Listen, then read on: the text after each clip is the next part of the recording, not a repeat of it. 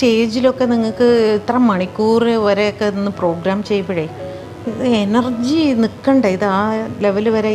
അതാണ് നമ്മൾ പറയുന്നത്. ഇത്ര വർഷക്കാലം നമ്മളൊക്കെ നിൽക്കുക എന്ന് പറയുന്നത് ഈ ഓഡിയൻസിൻ്റെ ഒരു പ്രത്യേക ഒരു അവരുടെ ഒരു പ്രാർത്ഥനയുടെയും ഇതിൻ്റെയൊക്കെ ഒരു ശക്തിയായിരിക്കാം. ആക്ച്വലി എത്ര വയസ്സിലാണ് ഇത് ചെയ്തു തുടങ്ങിയത്? ഞാൻ 95 അപ്പോൾ ഒരു ഏകദേശം ഒരു 20-21 വയസ്സ്. എന്താ ഇത് സെലക്ട് ചെയ്യാൻ, ഈ ഒരു മേഖല സെലക്ട് ചെയ്യാനുള്ള താല്പര്യം എന്തായിരുന്നു? അതെ, എൻ്റെ നാട്ടിലെ ജനങ്ങൾ തന്നെയാണ് എന്നെ ഇതിലേക്ക് കൊണ്ടുവന്നത് തന്നെ. അത് ഞങ്ങളുടെ നാട്ടിൻപുറത്തെ ക്ലബ്ബുണ്ടല്ലോ, ഞങ്ങളുടെ ഒരു ക്ലബ്ബായിരുന്നു ഗ്രാമശ്രീ എന്ന് പറഞ്ഞിട്ടൊരു ക്ലബ്ബ്. അപ്പോൾ അതിലെ ഒരു രാധാകൃഷ്ണൻ എന്ന് പറയുന്ന ഒരു ചേട്ടൻ, MA രാധാകൃഷ്ണൻ, നന്നായി എഴുതുകയൊക്കെ ചെയ്യും. അപ്പോൾ അന്ന് ഈ യുവജനോത്സവം പോലെയുള്ള സർക്കാരിൻ്റെ യുവജനോത്സവം, കേരളോത്സവം പോലെയുള്ള പരിപാടികൾ അന്നുണ്ട്. അപ്പോൾ കോളേജ് വിദ്യാഭ്യാസം കഴിഞ്ഞ ആൾക്കാർക്ക് 15 വയസ്സിന് 35 വയസ്സിന് ഇടയിലുള്ള ആൾക്കാർക്ക് പ്രോഗ്രാം ചെയ്യാനുള്ള അവസരമാണ് ഈ കേരളോത്സവം, യുവജനോത്സവത്തിൽ. അങ്ങനെ ഞങ്ങൾ നാടകമൊക്കെ കളിക്കുന്നുണ്ട്. അപ്പോൾ അതിൻ്റെ കൂട്ടത്തിൽ നമ്മൾ ഇടയ്ക്ക് കിടന്നിട്ട് എൻ്റെ ചേട്ടൻ കാണിക്കാറുണ്ടല്ലോ ഇടയ്ക്ക് മിമിക്രിയൊക്കെ. അപ്പോൾ അതിൻ്റെ കൂട്ടത്തിൽ ഞാനും ഇതൊക്കെ സംഭവങ്ങൾ എടുത്തു. അപ്പോൾ അവർ പറഞ്ഞു, അത് കുഴപ്പമില്ല, ജോഷി നന്നായിട്ടുണ്ട്, ഒന്ന് എടുത്തു നോക്ക് എന്ന് വന്നു. അങ്ങനെ ഞാൻ അവിടെ മത്സരിച്ചു. എനിക്ക് സമ്മാനം കിട്ടുകയും ചെയ്തു. സമ്മാനം കിട്ടിയപ്പോൾ ആൾക്കാർ പറഞ്ഞു, മത്സരിക്കാൻ വേറെ ആരും ഉണ്ടാവില്ല, അതുകൊണ്ടായിരിക്കും സമ്മാനം കിട്ടിയത്. അപ്പം ഞാനും അതുപോലെ തന്നെ കരുതിയിട്ടോ. പക്ഷേ ബ്ലോക്ക് തലത്തിലും ജില്ലാ തലത്തിലൊക്കെ പോയപ്പോൾ എനിക്ക് സമ്മാനം കിട്ടി. അങ്ങനെ പേപ്പറിൽ ഫോട്ടോ ഒക്കെ വന്നു. അപ്പം എനിക്ക് തോന്നി അത് കൊള്ളാലോ. അപ്പം എൻ്റെ ആ നാട്ടുകാരുടെ ഒരു പ്രോത്സാഹനം അത് ആ ക്ലബിനെ മറക്കില്ല. പിന്നെ നമ്മുടെ ഒരു വേറൊരു ചേട്ടൻ ഉണ്ടായിരുന്നു. ആ ചേട്ടൻ മരിച്ചുപോയി, സുരേഷ് എന്ന് പറഞ്ഞിട്ട്. അതൊക്കെ എന്നെ അത്രയധികം പ്രോത്സാഹിപ്പിച്ചിട്ടുള്ള വ്യക്തികളാണ്.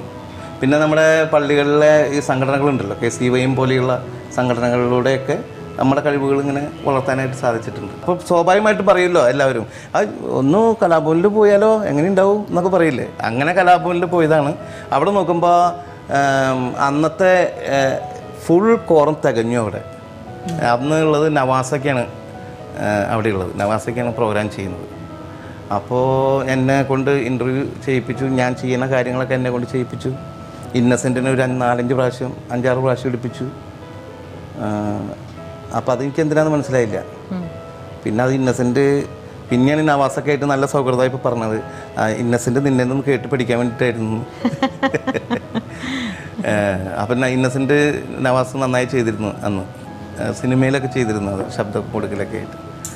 അങ്ങനെ അന്ന് ആ വർഷം എനിക്ക് ചെയ്യാൻ പറ്റിയില്ല. അപ്പം ഞങ്ങളുടെ നാട്ടിൽ നിന്നുള്ള 2 പേരാണ്, ഒന്ന് കലാഭവൻ മണികണ്ഠനും ഒന്ന് കലാഭവൻ കബീറും.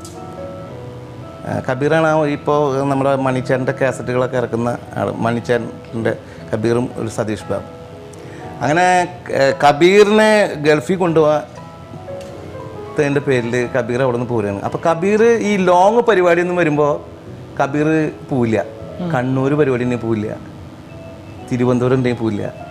അപ്പോൾ ഇവിടേക്ക് എന്നെ വിടുവാണ്.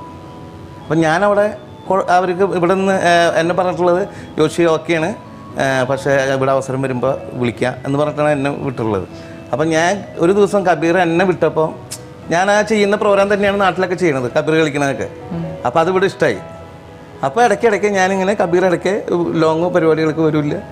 അങ്ങനെ കബീർ പോയപ്പോൾ പിന്നെ വരണത് ആ ഗ്യാപ്പിലേക്ക് ഞാനാണ്.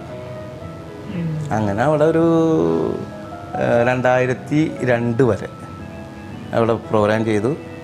കുറേ രാജ്യങ്ങളൊക്കെ പോയി, ഒക്കെ കറങ്ങി.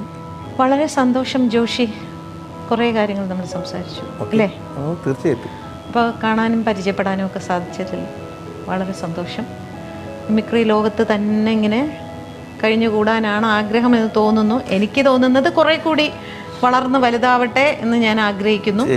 സിനിമയാണ് ഏറ്റവും വലിയ ലോകം എന്നല്ല ഞാൻ പറയുന്നത്, മറ്റു പലതും ഉണ്ട് അല്ലേ?